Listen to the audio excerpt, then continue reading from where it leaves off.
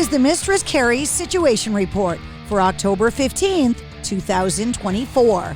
Disturbed are bringing the Sickness 25th anniversary tour to the TD Garden on March 14th of 2025, featuring 2 sets in one show. The band's debut album, The Sickness, in its entirety, and the greatest hits. 3 Days Grace with Adam Gontier and Sevendust will open up the show.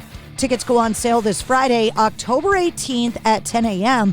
You'll find a link to get tickets in the show notes of this episode.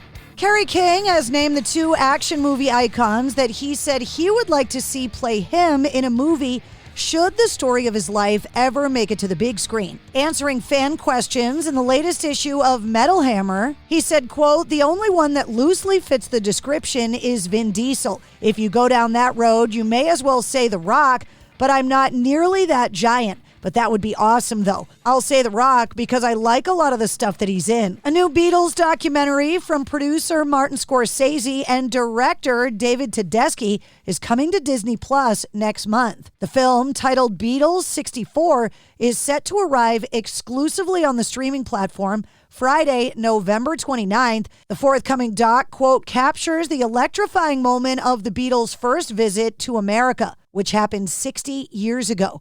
It adds featuring never-before-seen footage of the band and the legions of young fans who helped fuel their ascendance. The film gives a rare glimpse into when the Beatles became the most influential and beloved band of all time. Convicted pharma bro Martin Shkreli will have to return to a courtroom next month to testify about the number of copies he allegedly made and distributed of the supposedly one-of-a-kind WuTang Clan album Once Upon a Time in Shaolin. The order was handed down last Friday in the ongoing legal dispute between the convicted pharmaceutical executive and Pleaser DAO, the digital art collective that purchased the album from Shkreli in 2021. Shkreli, the original purchaser of the rare album, was ordered to sell the album as part of a $7.4 million forfeiture tied to his 2017 fraud conviction. In the lawsuit filed earlier this year, Pleaser DAO accused Shkreli of violating the original purchase agreement and forfeiture order by making and retaining digital copies of the album, playing it during his live streams, and sending it to others. Live Nation is now facing a multi-million-dollar class action lawsuit over the massive Ticketmaster data breach from earlier this year. Back in April, a hacker group operating under the name Shiny Hunters seemed to access Ticketmaster's database. They allegedly collected 1.3 terabytes of information, including the full names, addresses, emails, phone numbers, and credit card information of up to 560 million customers. Back in June, Ticketmaster, which operates under Live Nation, confirmed in a federal filing with the SEC that they were investigating the attack. The proposed class action lawsuit accuses Ticketmaster and Live Nation of negligent behavior prior to the breach. It puts forward that Ticketmaster failed to protect its customers' data and didn't adequately adopt security measures to prevent such attacks. It also alleges that Ticketmaster failed to alert users that their data had been compromised in a timely fashion. Cure fans are eagerly awaiting the band's first new album in 16 years. Robert Smith from the band has revealed that he only plans to remain active for another 5 years. During an interview with The Times, the 65-year-old singer discussed his evolving views on mortality and how that comes across in The Cure's music. He said, quote, "Our songs always had a fear of mortality. I don't feel my age at all, but I'm aware of it. And when you get older, that fear becomes more real. Death becomes more every day. When you were younger, you romanticize death, but then it happens to your family and friends. I am a different person to the last record, and I wanted to put that across. I can be trite. People could say, oh, we're all going to die, surprise me. But I try to find some emotional connection to that idea." He continued, "I'm 70 in 2029, and that's it. That's really it. If I make it that far, that's it. I've led a privileged life. I can't believe how lucky I've been." Anthrax singer Joey Belladonna joined Sammy Hagar and Michael Anthony alongside Vic Johnson and acclaimed drummer Kenny Aronoff for a performance of the Montrose classic Rock Candy.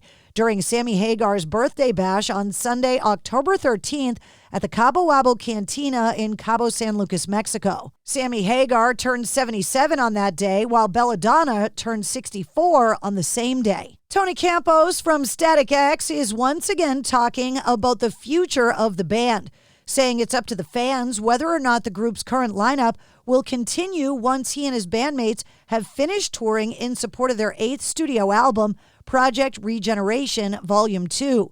The album was released back in January and is a collection of 14 brand new tracks that contain the final vocal performances and musical compositions of founding vocalist Wayne Static, along with the original Wisconsin Death Trip lineup featuring Campos, Koichi Fukuda, and Ken J. The album was produced by Static X's current vocalist and guitarist, Zero, and mixed and mastered by longtime collaborator Ulrich Wild. Crossfade have announced their comeback as well as their first 2 shows since 2012. The band never technically broke up, but considering they were inactive throughout most of the last decade, this is in fact a reunion. The 2 performances have been scheduled so far to take place in Ohio in 2025, one at Sonic Temple and the other at Incarceration. Founding members Ed Sloan on vocals and guitar and Mitch James on bass are confirmed members of the lineup, as well as guitarist and keyboardist Les Hall, who joined the group back in 2006. Snoop Dogg is sharing some new details about what fans can expect from his upcoming album, revealing that he's set to feature Sting and Jelly Roll on the upcoming record titled Missionary, saying, quote, "I got a feature from Jelly Roll and Sting. I'm so happy that me and Sting have a record that's so good." Missionary comes out on the 30th anniversary of Doggy Style. The upcoming release was produced by Dr. Dre. Dr. Dre saying, "We were kids at the time, you know what I mean? Snoop may have been 18 or 19 years old, I think. I'm 6 years older than him. So we were kids at that time, and this is going to show how different a level of maturity with his lyrics and my music. I feel like this is some of the best music I've done in my career." And that's your sit rep. For more details on all of the stories, check the links in the show notes of this episode. And don't forget to like, follow, and subscribe to the Mistress Carrie Podcast. New full-length episodes come out every Wednesday. Episode 227, featuring Billy Sheehan, is available now.